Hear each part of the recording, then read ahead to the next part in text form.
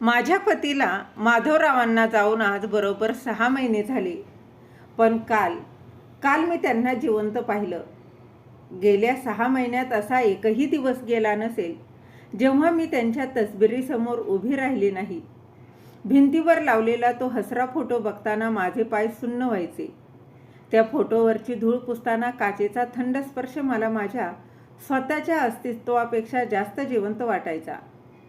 6 महिने रोज सकाळी त्या भयान शांततेत जाग येणं, 6 महिने पलंगाच्या त्या रिकाम्या बाजूला हात फिरवणं, जिथे माधवराव झोपायचे तिथे आता कोणीच नाही याची जाणीव करून घेणं, 6 महिने श्वास कसा घ्यायचा हे नव्यानं शिकणं. मला वाटलं होतं की मी हे दुःख पचवले, पण कालचा दिवस उजाडला आणि अगदी सगळंच बदललं. सकाळची वेळ होती, घरातलं रेशन संपलं होतं. दुःख कितीही मोठं असलं तरी पोटाची भूक थांबत नाही, हेच खरं. आणि म्हणून मी नाईलाजाने पिशवी उचलली आणि जवळच्या सुपरमार्केटमध्ये गेले. मला चांगलं आठवतंय, मी धान्यांच्या विभागात उभी होते. समोर डाळी होत्या, तांदळाच्या रांगा लागल्या होत्या. मनात विचार येत होता की माझं आयुष्य इथेच थांबले, पण हे जग मात्र किती सामान्यपणे चालले. लोक खरेदी करतायत, हसतायत. मी लोणच्याची एक बरणी घेण्यासाठी हात पुढे केला आणि त्याच वेळी मी तो एक आवाज ऐकला. आणि तो आवाज जो माझ्या कानात आणि माझ्या मनात हा कायमचा कोरला गेला होता. जोराचा ओरडा नाही, कोणाला हाक मारणं नाही, तर सवयीने स्वतःशीच पुटपुटलेला एक शब्द, एक हलकासा खोकला आणि त्यापाठोपाठ सामानांच्या वाढलेल्या किमतींबद्दलची कुरबुर. काय महागाई वाढली आहे राव. तोच टोन, तीच लकप आणि मी गेली 41 वर्ष ऐकत होते. माधवराव सकाळी पेपर वाचताना स्वयंपाकघराच्या दिशेने बघून असेच पुटपुटवायचे. जो आवाज पुन्हा कधीही ऐकू येणार नाही अशी मी शपथ घेतली होती, तोच आवाज आज माझ्या कानावर पडला होता. माझा हात हवेतच थिजला. मी हळूच मान वळवली. माझं हृदय इतक्या जोरात धडधडत होतं की जणू माझ्या मनाला सत्य कळण्याआधीच माझ्या शरीराला त्याची जाणीव झाली होती. आणि तिथे 3 कपाटं सोडून ते उभे होते. हातात एक शॉपिंगची बास्केट आणि सामानाची पाकिटं तपासून पाहणारे माधवराव. तेच रुंद खांदे जे आता वयोमानानुसार थोडे झुकले होते. तेच पांढरे झालेले न बसणारे केस आणि उजव्या भुवईवरची ती जुनी खून, जी खुर्चीवरून पडल्यामुळे झाली होती आणि ज्याबद्दल ते वर्षानुवर्ष हसून सांगायचे. ज्या माणसाचे 6 महिन्यापूर्वी मी अंत्यसंस्कार केले होते, त्याच्या अस्थी मी स्वतः नदीत विसर्जित केल्या होत्या, तो माणूस आज माझ्यासमोर चक्क उभा होता. माझ्या हातातली लोणच्याची बरणी सटकली. फरशीवर काच फुटल्याचा मोठा आवाज झाला. लोणच्याला लाल रस्सा पांढऱ्या शुभ्र फरशीवर सांडला. आजूबाजूची लोक दचकली. कोणीतरी विचारलं, काकू तुम्हाला लागलं नाही ना? मी उत्तर दिलं, नाही. माझे पाय आपोआप पुढे सरकत होते. माझ्या घशातून शब्द फुटत नव्हता, तरीही मी ओरडले, माधव, माधव, अहो माधव. त्यांनी मागं वळून पाहिलं. त्या एका सेकंदासाठी, त्या भयानक पण आशादायी सेकंदासाठी मला वाटलं ते मला ओळखतील. मला वाटलं की मला बघून त्यांचा चेहरा तसाच उजळेल जसा ऑफिसवरून आल्यावर उजळायचा. पण त्याऐवजी त्यांच्या चेहऱ्यावर फक्त गोंधळ होता. ते माझ्याकडे बघत होते पण ओळखत नव्हते. माफ करा, ते सावकाश आणि जपून बोलले, जणू एखाद्या लहान मुलाशी किंवा आजारी माणसाशी बोलतायत, अगदी त्याप्रमाणे. तुमचा काहीतरी गैरसमज होतोय. तुम्ही मला दुसरं कोणीतरी समजताय. त्यांचे ते शब्द मला त्या लोणच्याच्या काचेपेक्षाही जास्त बोचले. गैरसमज? 41 वर्षाचा संसार काय गैरसमज असू शकतो का? ज्या चेहऱ्याची प्रत्येक रेष न रेष मला अंधारातही पाठ आहे, त्याला मी ओळखण्यात चूक करेन का? नाही. मी रडवेल्या आवाजात पुढे झाले आणि माधवरावांना म्हणाले, मी आहे हो, तुमची सावित्री. ते एक पाऊल मागे सरकले. त्यांचे ते मागे सरकणं मला जास्त वेदनादायी वाटलं. आमच्या 41 वर्षाच्या संसारात कितीही मोठी भांडणं झाली तरी माधवराव माझ्यापासून कधीच दूर गेले नव्हते. माझं नाव सदाशिव आहे, ते म्हणाले. सदाशिव देशपांडे. मी तुम्हाला ओळखत नाही. त्यांचा आवाज तोच होता, तोच खोल, थोडासा घोगरा आवाज, ज्याने कितीतरी रात्री मला धीर दिला होता. मी आहे ना असं सांगितलं होतं. मी थरथरत्या हातांनी पर्समधून मोबाईल काढला. गेल्या उन्हाळ्यातल्या त्यांच्या शेवटच्या वाढदिवसाचा तो फोटो शोधला. आम्ही दोघंही घराच्या ओसरीवर बसलो होतो. त्यांचा हात माझ्या खांद्यावर होता. मी तो फोटो त्यांच्या डोळ्यासमोर धरला. हे बघा, मी विनवणी करत म्हणाले. या फोटोकडे बघा. आठवते तुम्हाला? त्या दिवशी तुम्ही चुलीवरचं वांग्याचं भरीत करपवलं होतं आणि वरून कोळसा चांगला लावता म्हणून ओरडतही होता. त्यांनी स्क्रीनकडे पाहिलं. फक्त एका क्षणासाठी त्यांच्या डोळ्यात काहीतरी चमकून गेलं. एक ओळखीची झलक. त्यांच्या जबड्याची हालचाल झाली. पण लगेच त्यांनी मान हलवली. माफ करा. त्यांनी पुन्हा सांगितलं, मी हा फोटो याआधी कधीच पाहिला नाही आहे. तुमची अवस्था मी समजू शकतो. तुम्ही बहुधा कुठल्या तरी मोठ्या धक्क्यातून सावरताय. त्यांनी माझ्या खांद्यावर हात ठेवला आणि त्या स्पर्शाने माझा बांध फुटायला बाकी होता. तोच हात, तीच ऊब, तोच वजनदार स्पर्श जे मला शांत करण्यासाठी ते नेहमी करायचे. कृपया, ते नम्रपणे म्हणाले. तुम्ही कोणाला तरी सोबत घ्या आणि थोडं पाणी प्या. माझी नजर अचानक त्यांच्या डाव्या हाताकडे गेली. तुमचा हात दाखवा मला. मी अचानक ओरडले. त्यांनी कपाळावर आठ्या घातल्या आणि म्हणाले. त्यांनी पण हात वर केला आणि तिथे ती करंगळी, ती वाकडी झालेली करंगळी जी वयाच्या 15व्या वर्षी पतंग उडवताना पत्र्यावरून पडून ती मोडली होती. ज्या करंगळीवरून मी त्यांना नेहमी चिडवायची. माझ्या पोटात गोळा आला. ही तीच खून होती. मला आता निघावं लागेल, ते अगदी घाईघाईने म्हणाले आणि आपली बास्केट घेऊन ते वळले. देव तुमचं भलं करो. आणि असं म्हणून ते तिथून निघून गेले. एका कर्मचाऱ्याने फरशीवर सांडलेलं लोणचं पुसलं. तोवर मी तिथेच थिजल्यासारखी उभी होते. लोक माझ्याकडे बघून कुजबुजत होती. बिचारी म्हातारपणात डोकं फिरले वाटतं. पण ते चुकीचं होतं. माझं डोकं फिरलं नव्हतं. मी घाबरली होती. कारण ते कॅश काउंटरकडे जात असताना माझ्या मनात एकच प्रश्न वादळासारखा घुमत होता आणि तो म्हणजे, जर माझे पती जिवंत आहेत तर मग 6 महिन्यांपूर्वी मी कोणाचे अंत्यसंस्कार केले? आणि या प्रश्नाचं उत्तर जे काही असेल त्याने माझं आयुष्य उद्ध्वस्त होणार होतं याची मला खात्री पटली होती. मी खरं तर तिथून घरी जायचं हवं होतं, पण दार लावून घ्यायला हवं होतं आणि स्वतःला समजवायला हवं होतं की दुःखाच्या भरात मला भास झालाय. ते जास्त सोपं असतं, पण मी तसं केलं नाही. ते बिल भरत असताना मी एका आडोशाला लपून त्यांच्याकडे बघत होते. त्यांनी खिशातून रोख पैसे काढले. मला खटकलं, कारण माधवराव नेहमी कार्ड वापरायचे किंवा फोनपे वापरायचे. खिशात चिल्लर ठेवायचा त्यांना फार कंटाळा यायचा. पण या माणसाने तसं केलं नाही. त्याने नोटा व्यवस्थित घडी करून दिल्या, अगदी तशाच जशा माझे पती द्यायचे. नोटेची कड अंगठ्याने दाबून सरळ करण्याची त्यांची ती सवय नेहमीचीच होती. माझ्या छातीत धडधड वाढली होती. जेव्हा ते आपली पिशवी घेऊन बाहेर पडले तेव्हा माझे पाय कोणालाही न विचारता त्यांच्या मागोमाग निघाले. मी थोडं अंतर ठेवून दुकानातल्या रॅकच्या आडून लपतछपत त्यांच्या पाठलाग करू लागले. मला काय वाटत होतं हे सांगणं कठीण होतं.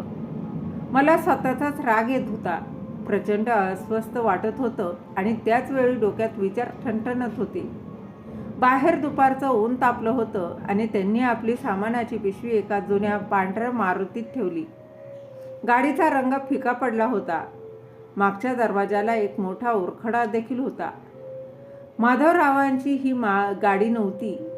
त्यांच्याकडे तर चकचकीत गाडी होती, जिचं ते दर रविवारी अगदी मनापासून लाड करायचे, पुसून लख्ख करायचे. पण पिशव्या आत ठेवण्याची त्यांची पद्धत मात्र तंतोतंत तशीच होती. जड सामान खाली, ब्रेड, पाव सगळ्यात वर आणि अंडी शेवटी. जेणेकरून ती अंडी फुटू नयेत म्हणून ते नेहमी वरती ठेवायचे. मला माहीत नाही कसं, पण मी नकळत गाडीचा नंबर पाठ केला. त्यांनी गाडी चालू केली आणि पार्किंगमधून बाहेर काढून रस्त्याला लावली. मी तिथे 2 सेकंद उभे राहिले. हाताच्या मुठ्या आवळल्या होत्या. मग मी माझ्या गाडीकडे धावले. माधवरावांनीच 2 वर्षापूर्वी अपघातात आधी मला ही गाडी घेऊन दिली होती. त्यांचं म्हणणं होतं, सावित्री, तुला चालवायला सोपी आणि सुरक्षित गाडी हवी. ते असे नेहमीच मला म्हणायचे. मी त्यांच्या गाडीचा पाठलाग सुरू केला. मी 3-4 गाड्यांचं अंतर ठेवलं होतं. इतकं जवळ की ते दिसेनासे होऊ नयेत म्हणून, आणि इतकं लांब की त्यांच्या लक्षात येऊ नये. माझं हृदय इतक्या जोरात धडधडत होतं की मला भीती वाटत होती त्या आवाजानेच मी पकडली जाईल. आम्ही ओळखीचे रस्ते मागे टाकले आणि अशा भागात शिरलो जिथे मी फारशी कधी फिरलेही नव्हते. जुनी पुण्याची वस्ती किंवा एखाद्या उपनगरासारखा भाग, जिथे घरं छोटी होती, ती देखील जुन्या पद्धतीची. त्यांनी गाडीचा वेग कमी केला आणि एका शांत गल्लीत गाडी वळवली. दोन्ही बाजूला झाडं होती. त्यांनी एका साध्याशा फिक्कट हिरव्या रंगाच्या घरासमोर गाडी लावली. घराला छोटंसं अंगण होतं. दारात तुळशी वृंदावन आणि वरंड्यात वाऱ्याने वाजणारी ती विंड चाईम. ते पिशव्या घेऊन खाली उतरले आणि तेवढ्यात घराचा दरवाजा उघडला. एक बाई बाहेर आली. साधारणतः 50ची असेल. माझ्यापेक्षा 10 वर्षांनी लहान वाटत होती. केस आंबाड्यात बांधलेले, चेहऱ्यावर कसलाही मेकअप नाही, अंगावर साधी सुती साडी. त्यांना बघून ती हसली, आणि ते हसणं औपचारिक नव्हतं, ते हसणं हक्काचं होतं. तिने पुढे होऊन त्यांच्या हाताला स्पर्श केला. माझ्या डोळ्यासमोर अंधारीच आली. तिने त्यांच्या हातातली ती एक पिशवी घेतली आणि त्यांच्याशी काहीतरी हळू आवाजात बोलू लागली. मला शब्द ऐकू येत नव्हते, पण त्यांच्यातली जवळीक, तो सहज भाव, एकमेकांशी वागण्यातला तो वर्षानुवर्षाचा सराव, हे मला स्पष्ट दिसत होतं. तेवढ्यात 2 मुलं धावत बाहेर आली. एक मुलगा आणि एक मुलगी, साधारणतः 8-10 वर्षाचे असावेत. ती धावत जाऊन त्यांना बिलगली, आजोबा, आजोबा. ती मुलगी ओरडली, आईस्क्रीम आणलं का बाबा? ते हसले. ते हास्य, तो आवाज एखाद्या फटक्यासारखा माझ्या काळजावर आदळला.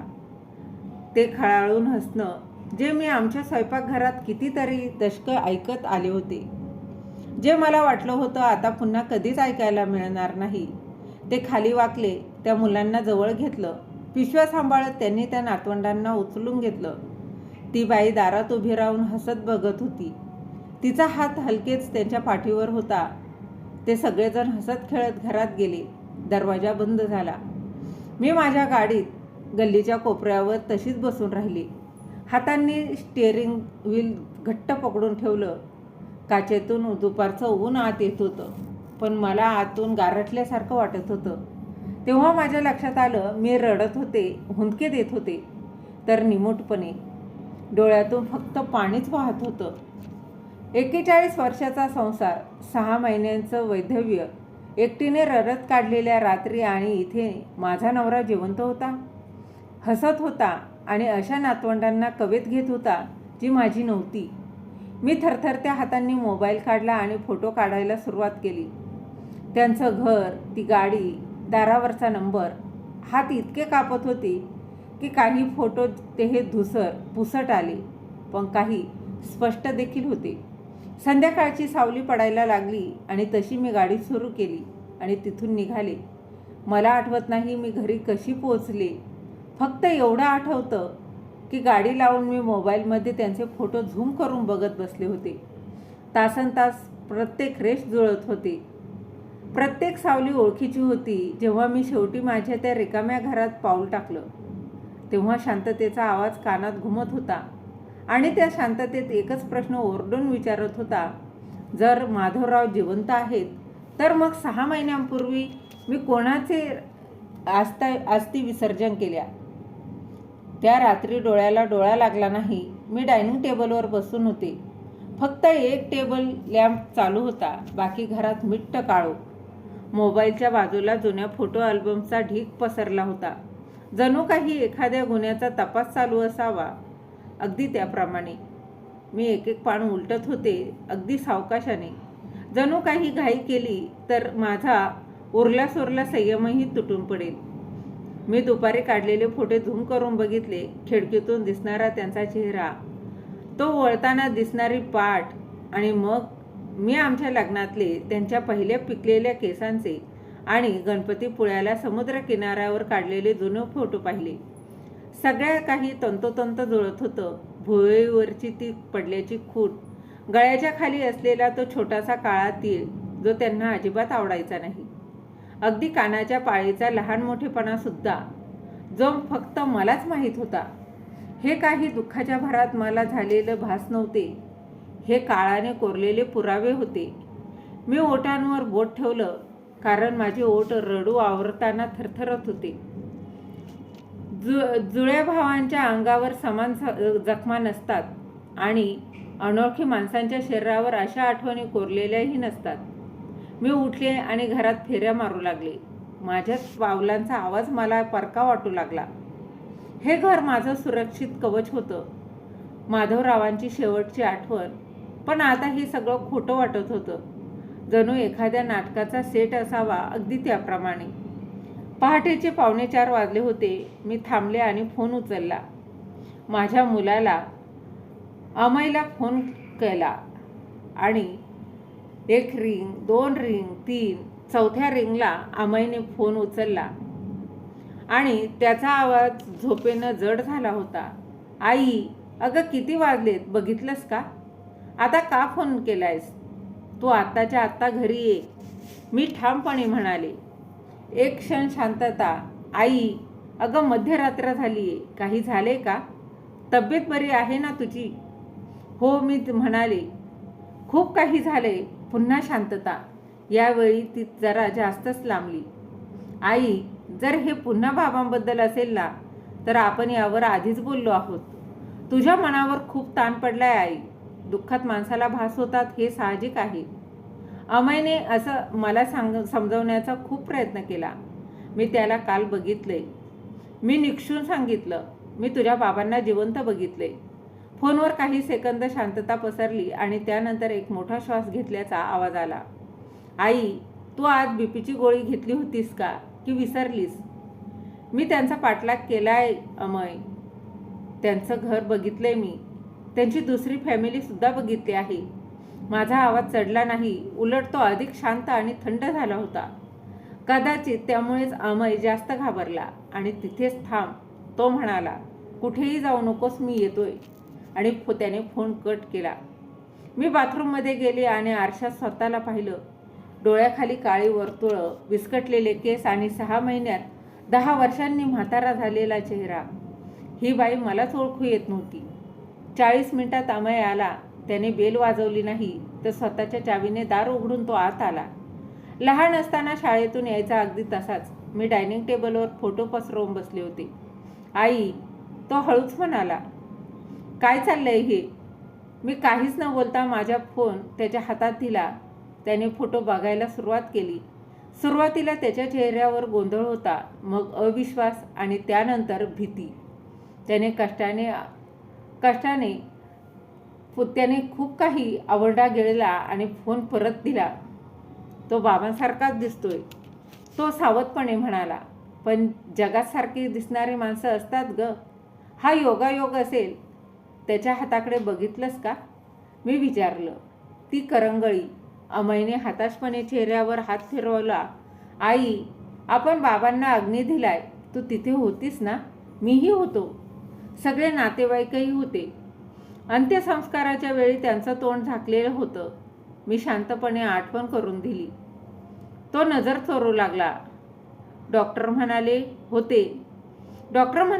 चेहरा बघण्यासारखा नाहीये. अपघात खूप वाईट होता म्हणून आपण. तू बॉडी बघितली होतीस का अमय? मी थेटच विचारलं. त्याचे जबडे घट्ट झाले. नाही, मी पण नाही बघितले. खोलीतली हवा अचानक जड झाली. मला तिथे परत जायचंय. मी उभी राहत म्हणाले. आणि तुला माझ्यासोबत यायचंय. आई, हे चुकीचं आहे. तू स्वतःला त्रास करून घेतेस. तू येतोयस की मी एकटी जाऊ? तो काही क्षण गप्प राहिला. कदाचित सत्य लपवून ठेवण्याची त्याची ताकद आता संपत आली होती. ठीक आहे, तो अखेर म्हणाला, जाऊया. म्हणजे तुझी खात्री तरी पटेल की तो बाबा नाहीये, आणि मग तरी तू हा विषय सोडून देशील. आम्ही गाडीत बसलो तेव्हा आमच्यातच एक शब्दही बोलला नाही. जेव्हा आम्ही त्या हिरव्या घरासमोरच गल्लीत पोचलो तेव्हा माझ्या हृदयाचे ठोके पुन्हा वाढले. तेच घर. मी बोटं दाखवलं. अमयने थोडं लांब गाडी उभी केली. आम्ही वाट बघू लागलो. 5-10 मिनिटांनी घराचा दरवाजा उघडला. तो माणूस म्हणजेच माधवराव बाहेर आले. अमय पुढे झुकला. त्याच्या चेहऱ्यावरचा रंगच उडाला. तो त्या माणसाकडे एकटक बघत राहिला. माधवराव आपल्या गाडीकडे गेले आणि आमच्या गाडीच्या बाजूने निघून गेले. मी माझ्या मुलाकडे बघितलं. त्याच्या गालावरून अश्रू ओघळत होते. आई, तो पुटपुटला, आणि त्या क्षणी त्याने पुढचा शब्द बोलण्याआधीच मला जाणवलं. अमय जे काही सत्य लपवून होता त्या सत्याचं ओझं आता त्यालाही पेलवत नव्हतं. अमयने गाडी चालू केली नाही. तो स्टेअरिंगवर डोकं ठेवून तसाच बसून राहिला. त्याचे खांदे हलत होते. मी माझ्या मुलाला रडताना आधी पाहिलं होतं, जेव्हा त्याचा घटस्फोट झाला होता, जेव्हा लहानपणी त्याची सायकल चोरीला गेली होती तेव्हा. पण असं रडताना कधीच पाहिलं नव्हतं. हे रडू दुःखाचं नव्हतं. हे रडू कोलमडून पडलेल्याचं होतं. आई, तो शेवटी बोलला, आणि त्याचा आवाज फुटत होता. मला माफ कर आई. ते 2 शब्द, माफ कर, एखाद्या चापटासारखे सरसट माझ्या मनावर बसले. माफी तेव्हाच मागितली जाते जेव्हा चूक माहिती असते. माफीचा अर्थ गिल्ट हा माफीचा अर्थ असतो. त्याला हे आधीच माहीत होतं. हे फक्त माझ्या डोक्यातला भ्रम नव्हता. सांग मला. माझा आवाज मलाच परका वाटत होता. आत्ताच्या आत्ता सगळं सांग. त्याने मान वर केली. त्याचे डोळे लाल झाले होते आणि त्या डोळ्यात मला अशी भावना दिसली जी मी कधीच पाहिली नव्हती. ती म्हणजे लाज. बाबा त्या अपघातात वारले नाहीत. ते वाक्य आमच्या दोघांच्या मध्ये टांगत्या तलवारीसारखं लटकलं. मी किंचाळले नाही. मला धक्काही बसला नाही. माझं मन आता अशा अवस्थेत गेलं जिथे धक्क्याची जाणीवही संपली होती. मी फक्त मान डोलावली. पुढे बोल. त्याने खोल श्वास घेतला. जणू काही त्याला खोल पाण्यात उडी मारायची होती. त्यांचं दुसरं लग्न झालं होतं आई. गेली 20 वर्षे त्यांचं बाहेर लफडं होतं. ती बाई जी तू बघितलीस, कल्पना, ते अर्धा वेळ तिच्याकडे असायचे. त्यांनी मला सांगितलं की हे एका चुकीतून सुरू झालं, पण नंतर त्यांना ते थांबवताच आलं नाही. मी खिडकीतून बाहेर त्या रिकाम्या रस्त्याकडे बघत राहिली. तुला कधीपासून माहीत होतं? 3 वर्षापासून, अमयने कबुली दिली. मला चुकून कळलं. मी त्यांना त्यांच्या ट्रान्सपोर्टच्या धंद्यात मदत करत होतो तेव्हा. मला 2-2 बिलांच्या फाईल्स सापडल्या. 2 घरं, 2 लाईट बिल, 2 रेशन कार्ड. ट्रान्सपोर्टच्या बिझनेस, ज्या कामामुळे ते सतत बाहेरगावी असायचे, ज्या कामाचंच मी नातेवाईकांमध्ये कौतुक करायचो की माझे यजमान किती कष्ट करतात, आणि तू मला काहीच सांगितलं नाहीस. त्याने बाहीने डोळे पुसले आणि त्यांनी मला विनंती केली होती आई. ते म्हणाले, हे कळलं तर तू उद्ध्वस्त होशील, आणि जर घटस्फोट झाला तर त्यांची अर्धी संपत्ती, हे घर, त्यांचा धंदा, सगळं अर्ध तुला द्यावं लागेल. जे आपण उभं केलं ते सगळं मी दुरुस्त केलं. अमयने लाजेने मान खाली घातली. 6 महिन्यांपूर्वी ते माझ्याकडे आले. त्यांना हे दुहेरी आयुष्य संपवायचं होतं. त्यांना कायमचं त्या बाईसोबत राहायचं होतं. पण घटस्फोट घेतला असता तर मोठं नुकसान झालं असतं. म्हणून त्यांनी ठरवलं की तू त्यांना मेलेला समजलीस तर सगळ्यांसाठी सोपं जाईल. माझे हात थरथरायला लागले. सगळ्यांसाठी म्हणजे कुणासाठी? त्यांच्यासाठी, अमय हलक्या आवाजात म्हणाला. आणि माझ्यासाठी? मी त्याच्याकडे पाहिलं आणि तुझ्यासाठी? तो नजर मिळवू शकला नाही. जर ते वारले तर कायद्याने धंदा आणि संपत्ती आपोआप माझ्या नावावर होणार होती. त्यांनी स्वतःचे पैसे आधीच दुसऱ्या नावाने ट्रान्स्फर केलं होते. उरलेले सगळं माझ्या नावावर झालं. मला वाटलं मी तुला सांभाळून घेईन, तुला महिन्याला पैसे देईन, तुला काही कमी पडू देणार नाही. पैसे एखाद्या लहान मुलासारखे किंवा भिकाऱ्यासारखे. त्यांनी हे सगळं कसं केलं, मी विचारलं. माझा आवाज भयंकर शांत होता. अमयने थुंकी गिळली. एक माणूस होता, बेवारस, भिकारी होता. तो त्याला कॅन्सर झाला होता. शेवटचा खटका मोजत होता. त्याचं कोणीही नातेवाईक नव्हते. बाबांनी त्या माणसाच्या भाच्याला पैसे दिले. एक खोटा अपघात घडवून आणला. बाबांनी त्यांची ओळखपत्र वापरली आणि दवाखान्यात तो भिकारी त्यांच्या नावाने मेला. आणि त्या भिकाऱ्याचं शरीर इतकं छिन्न विछिन्न झालं होतं की कोणालाच ओळखू येणार नव्हतं. म्हणून अंत्यसंस्काराच्या वेळी चेहरा कोणालाही दाखवला नाही. माझं डोकं भंजाळलं. मला पोलिसांचा तो फोन आठवला. अमयने मला बॉडी बघू नकोस म्हणून केलेला हट्ट आठवला. अंत्यसंस्काराच्या वेळी मी किती धाई मोकून रडले होते आणि लोक मला सावित्रीबाई धीर धरा, सावित्रीबाई धीर धरा म्हणून सांगत होते, तेही आठवलं. तुम्ही मला एका अनोळखी माणसाचे अंत्यसंस्कार करायला लावले? मी संतापाने थरथरत विचारलं. हो. तुम्ही मला एका परक्या माणसासाठी 6 महिने रडायला लावलं? हो. गेले 6 महिने मी स्वतःला सावरू शकत नव्हते. मी कोलमडून गेले होते आणि तुम्ही दोघं बापलेक हे बघत होतात. अमय आता पूर्णपणे कोसळला होता. मला थांबवता आलं नाही आई. मला वाटलं एकदा वेळ निघून गेली की तुझं दुःख कमी होईल. मला वाटलं हेच तुझ्यासाठी जास्त बरं आहे. बरं, मी हसले. एक कोरडं वेदनादायी हसू. तुम्ही माझं सत्य जाणून घेण्याचा अधिकार हिरावून घेतलात. तुम्ही माझ्या दुःखाची चेष्टा केलीत आणि त्या जागी एक खोटं नाटक उभं केलं. मी डोळे मिटून घेतले. एक खोल श्वास घेतला. मला घरी ने, मी आदेश दिला. आई, आपल्याला बोललं पाहिजे. मला घरी ने म्हटलं ना, मी ओरडली. त्याने गाडी सुरू केली. परतीच्या प्रवासात आमच्यात एकही शब्द बोलला गेला नाही. घरी पोहोचल्यावर मी त्याच्याकडे न बघताच खाली उतरले. आई प्लीज ऐक ना. तो माणूस हाक मारत होता. मी उत्तर दिलं नाही. मी बेडवरून आले आणि पलंगावर बसले. त्या आयुष्याकडे बघत राहिले जे मला वाटलं होतं की मी जी जगले, जी 41 वर्षाचा प्रामाणिकपणा, तडजोड आणि माझ्या नवऱ्याचा आंधळा विश्वास, हे सगळं, नवऱ्यावरचा आंधळा विश्वास, हे सगळं एक नाटक होतं. आणि आता जेव्हा सत्य माझ्यासमोर आलं होतं तेव्हा एक गोष्ट नक्की होती. आता मी ती कोपऱ्यात बसून रडणारी अबला नारी नव्हते. आता ती अबला नारी राहिली नव्हते. आता जे काही होणार होतं ती क्षमा नक्कीच नव्हती. तो हिशोब असणार होता. पुढचे 3 दिवस मी काहीच केलं नाही. मी अमयला फोन केला नाही. त्याच्या मेसेजला रिप्लायही दिला नाही. मी खिडकीतून दोनदा त्याला गाडी घेऊन येताना पाहिलं, पण मी दार उघडलं नाही. फोन वाजत राहायचा. मी उचलतही नव्हते. 41 वर्षाच्या संसारात मला शिकवलं होतं की नेहमी मदतीला धावून जा, नेहमी गोष्टी नीट करा. पण यावेळी मी शांतता निवडली. ही भीतीची शांतता नव्हती, ही वादळापूर्वीची शांतता होती. मी झोपू शकले नाही, पण आता मी रडतही नव्हते. माझ्या आत काहीतरी बदललं होतं. दुःख जळून खाक झालं होतं आणि त्या राखेखाली आता फक्त एक थंड, स्पष्ट असा विचार उरला होता.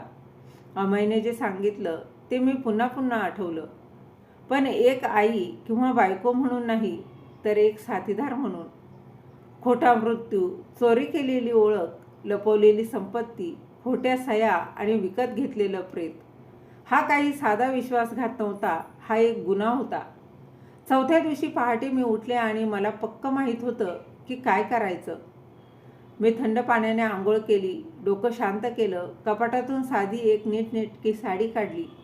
आता मी ती बिचारी सावित्रीबाई बनले नव्हते, जिला लोक सहानुभूती दाखवायचे. आरशात पाहिलं तेव्हा मला एक म्हातारी बाई दिसली, पण तिच्या डोळ्यातली चमक आता बदलली होती. ती जागी झाली होती. रडणं संपलं होतं. आता लढायची वेळ होती.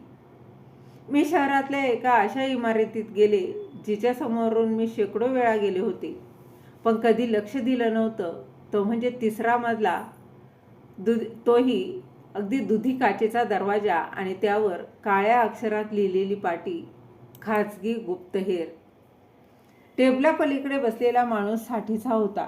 डोक्यावरचे केस विरळ झालेले होते, पण डोळे कोरडे. मी आत गेल्यावर त्याने वर बघितला आणि न बोलता माझं निरीक्षण केलं. मला एकाला शोधायचं आहे, मी न विचारताच खुर्चीत बसत म्हणाले. मला एकाला शोधायचं आहे असं मी सांगितलं. तो मागे झुकला. हरवलाय की लपलाय? लपलाय, मी उत्तर दिलं. आणि कायद्याने मेलेला आहे. हे ऐकताच त्याचे कान टवकारले. मी त्याला सगळं सांगितलं. माझ्या भावना नाही, माझा संसार नाही, फक्त फॅक्ट, अपघात, चेहरा लपवलेला, नवीन नाव, दुसरं घर आणि त्याला आजोबा म्हणणारी नातवंड. मी काढलेले फोटो त्याला दाखवले. तो मध्ये न बोलता ऐकत होता. जेव्हा मी थांबले तेव्हा त्याने संतपणे मान डोलावली. तुम्ही जे सांगताय ते सगळं खरं आहे.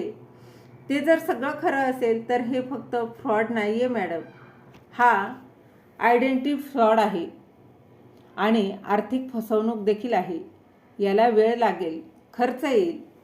मी पैसे द्यायला तयार आहे, मी म्हणाले. मला पुरावा हवाय, बँकेचे रेकॉर्ड्स, जमिनीचे कागद, बनावट कागदपत्र, सगळं काही.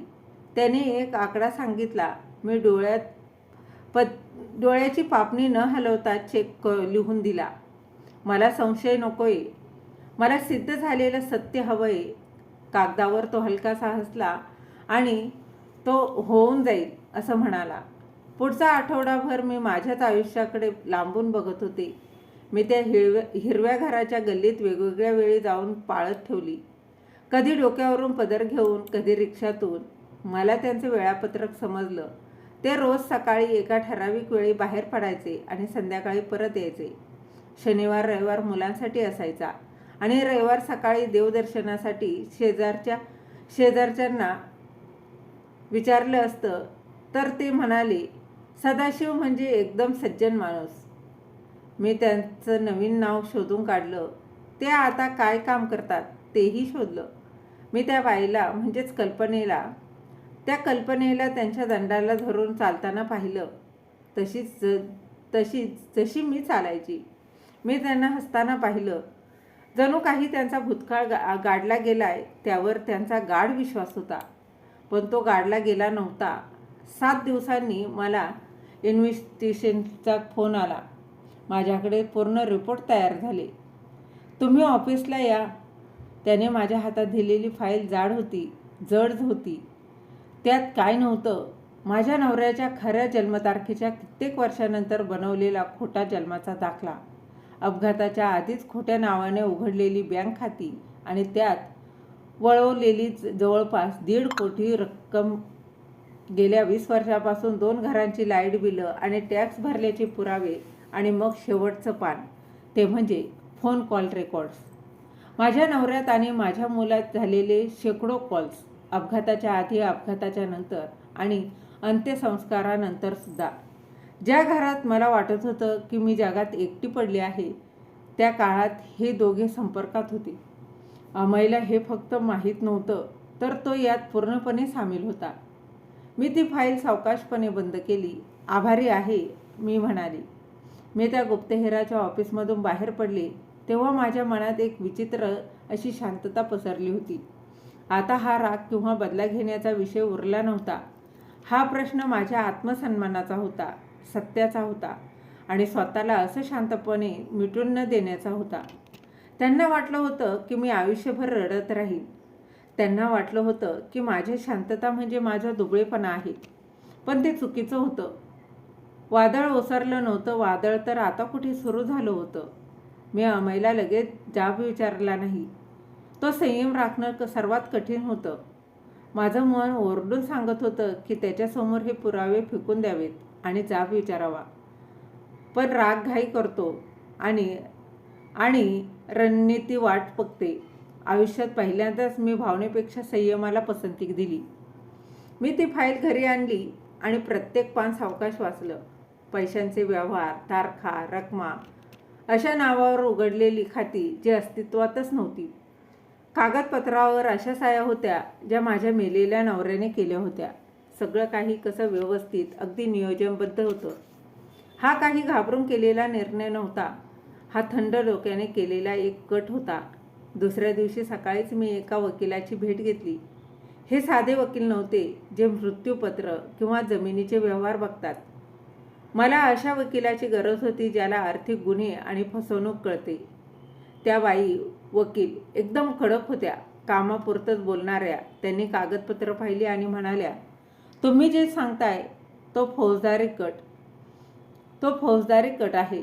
तुमच्या पतीने तोतयागिरी म्हणजेच आयडेंटिटी फ्रॉड आणि आर्थिक चोरी देखील केली आहे आणि तुमच्या मुलाने त्यांना मदत केली आहे आणि त्याचा फायदा घेतला आहे. तुम्हाला तुमचं सगळं परत मिळवण्याचा हक्क आहेच, पण या दोघांवर गंभीर गुन्हे दाखल होऊ शकतात. त्यांचं बोलणं ऐकून मला एक वेगळाच आधार वाटला. तुम्हाला माझ्याकडून काय हवंय? मी विचारलं. कबुली जबाब मिळाला तर उत्तम, त्या म्हणाल्या. विशेषतः तुमच्या मुलाकडून आणि आपल्याला मालमत्ता हस्तांतरणाचे आणि खोट्या सह्यांचे पुरावे लागतील. हे मिळालं की केस एकदम भक्कम होईल. ते पुरावे कुठे असतील हे मला आधीच माहीत होतं. अमयच्या गोडाऊनमध्ये एक ऑफिस होतं. काही वर्षापूर्वी इमर्जन्सीसाठी त्याने मला एक जास्तीची चावी देखील दिली होती. ती मी कधीच वापरली नव्हती, पण आज वेळ आली होती. त्याआधी मला त्याला बोलतं करायचं होतं. त्या दुपारी मी त्याला फोन केला. आई, त्याने लगेच उचलला. बरी आहेस ना गं? मला काळजी वाटत होती. मी थकले रे अमय. मी माझा आवाज मुद्दाम मवाळ करत म्हणाले. मला आता भांडायचं नाहीये. मला फक्त सगळं समजून घ्यायचं आहे जेणेकरून मी पुढे जाऊ शकेन. त्याच्या श्वासात सुटलेला निश्वास जाणवला. हो आई, नक्कीच. तुला काय हवं ते विचार. उद्या जेवायला भेटूया का? कुठेतरी शांत ठिकाणी, मी विचारलं. त्याने लगेच होकार दिला. त्या रात्री मी माझ्या पर्समध्ये एक छोटा व्हॉइस रेकॉर्ड ठेवला. हात थरथरू नयेत म्हणून सराव केला. प्रश्न कसे विचारायचे त्याची तालीम देखील सुरू केली, जेणेकरून ते आरोप वाटू नयेत तर उत्सुकता वाटावी. दुसऱ्या दिवशी जेवताना मी फक्त ऐकत होते. त्याला बोलू दिलं. हा प्लॅन कधी सुरू झाला? पैसे कसे हलवले? कोणी कशावर सह्या केल्या? विकलेल्या मालाचे पैसे कुठे गेले? हे सगळं मी त्याला विचारलं. आता त्याला उत्तर द्यायला कसं सोपं वाटत होतं. तो निर्धास्त होता.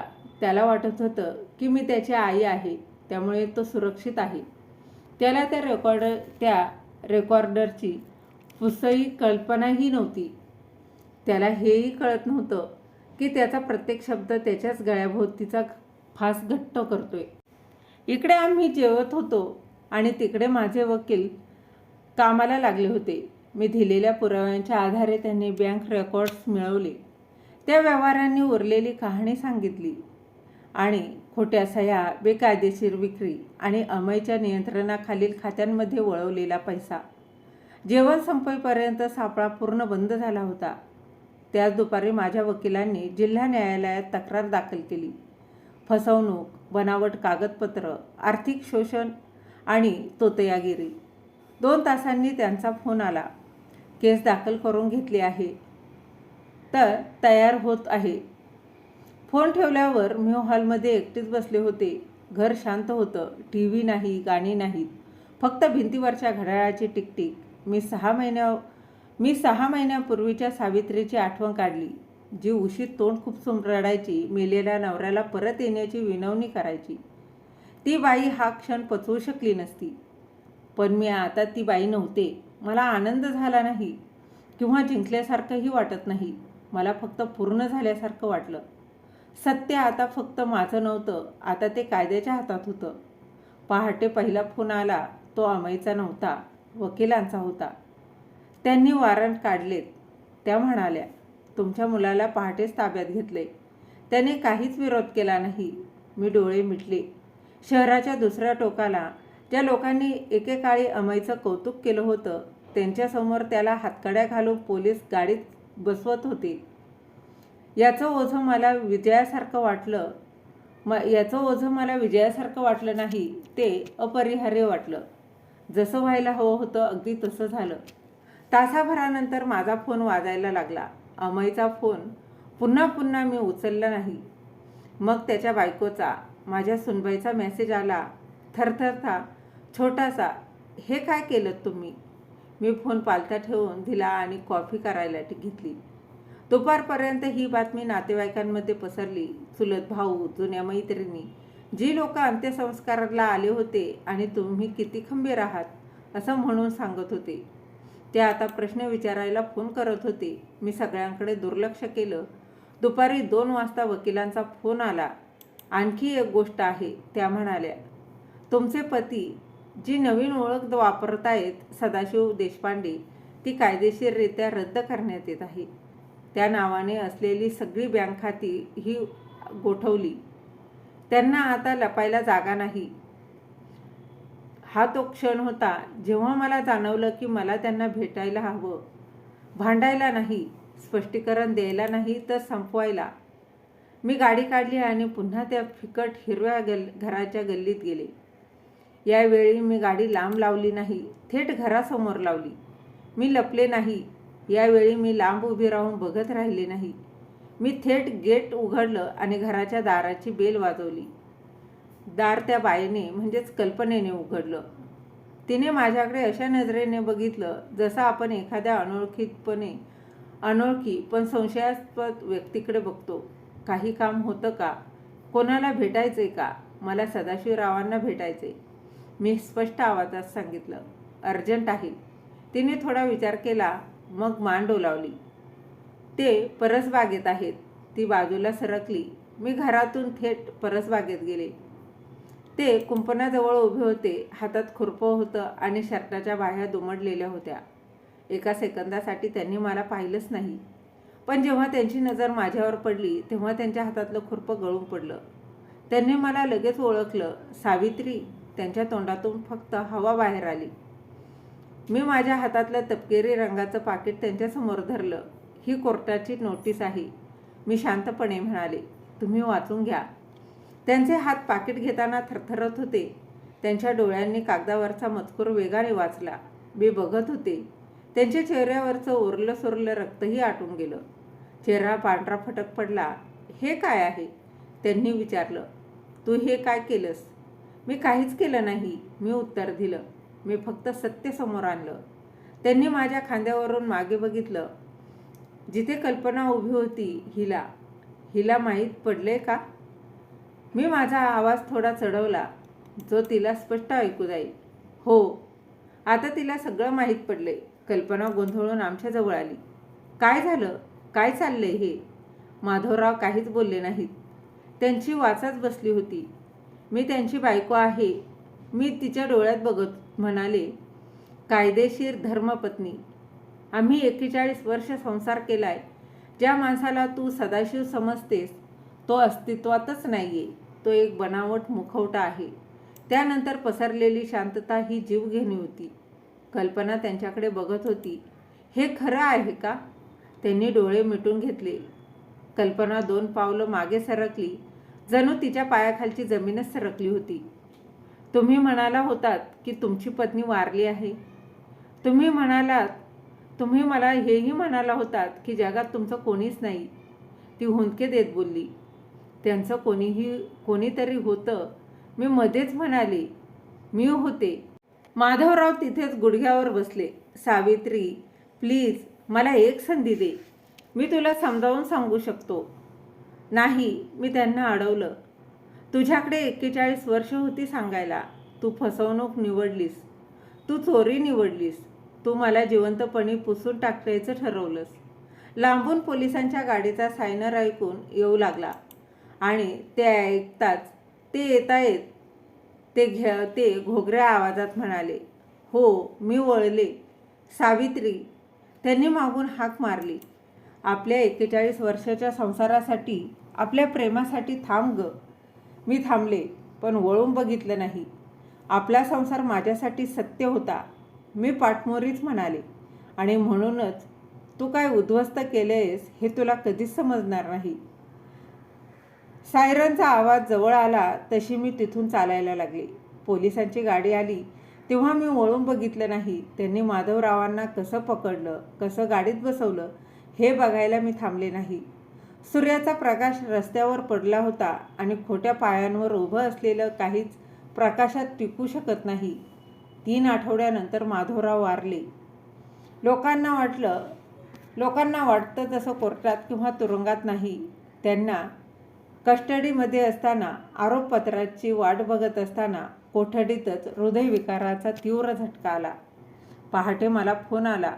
पलीकडून बोलणारा आवाज सरकारी आणि कोरडा होता. सकाळी 5:20 कैदी सदाशिव देशपांडे उर्फ माधवराव यांचा मृत्यू झाला आहे. जवळचे नातेवाईक म्हणून तुमचं नाव आहे. मी बराच वेळ काहीच बोलले नाही. मला सुटल्यासारखं वाटलं नाही आणि मला दुःखही झालं नाही.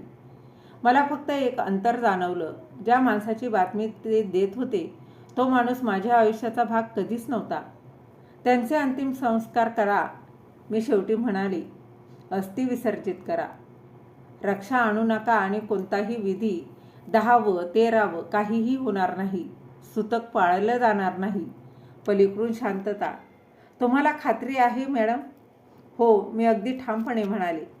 त्यांनी माझ्याकडून जेवढं घ्यायचं होतं तेवढं घेतले. आता मरणोत्तर एकही अश्रू मी त्यांना देणार नाही. कायद्याचं काम त्यांच्याविना पुढे चालू राहिलं.